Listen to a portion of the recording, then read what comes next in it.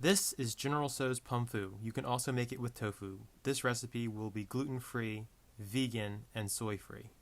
I perfected this recipe over several months experimenting with all kinds of different ingredients. This recipe will serve 2 people. You're going to start off with about 2 teaspoons of fresh grated ginger. To that you're going to add 1.5 ounces of sake and 1.5 ounces of coconut aminos. If you want, you can use soy sauce instead of the coconut aminos. Just don't add any salt to the sauce. Also add 1/8 teaspoon of cayenne pepper if you like it spicy. Add 3 ounces of real maple syrup and 1.5 teaspoons of toasted sesame oil.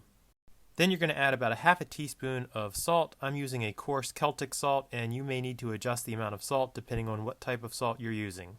Next, you're going to add 6 ounces of water. I just use the same container as the syrup, so it's a little dark, but that's just water.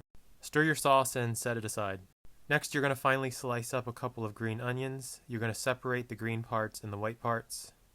In a large mixing bowl, you're going to combine 1/4 cup of cornstarch with about 1 teaspoon of onion powder and about 1/4 teaspoon of salt. Mix to combine and set aside.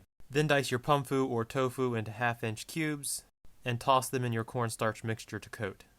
Arrange them on a cookie sheet or parchment paper like you see here so the edges aren't touching. Bake at 425 degrees for 13 to 15 minutes until crispy.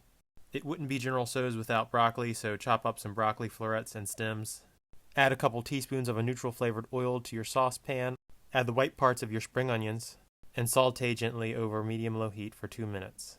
Then you're going to add a tablespoon of minced fresh garlic and saute gently for another minute or so. You don't want to brown the garlic, you just want to sweat out the flavor into the oil. Now add your sauce mixture. Now you can turn the heat up and bring that mixture up to a boil. While you're waiting for that to boil, mix 2 tablespoons of cornstarch into 2 tablespoons of water. Make sure you mix it up well. Now here's the trick to the perfect broccoli. Boil your water separate, and in a heat-safe metal bowl, just pour the hot water over the broccoli. Cover that with a lid and let it sit for exactly 4 minutes before draining in a colander. Once your sauce has started to boil, add in your cornstarch and water mixture to thicken it up. Stir that mixture as you bring it back to a boil. And now you're almost there. You almost have General Tso's sauce. That's what you're looking to see. You're looking for a thickness that will coat the back of a spoon like this. That's perfect.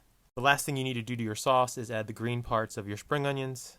The spring onions are really important to the flavor of the sauce.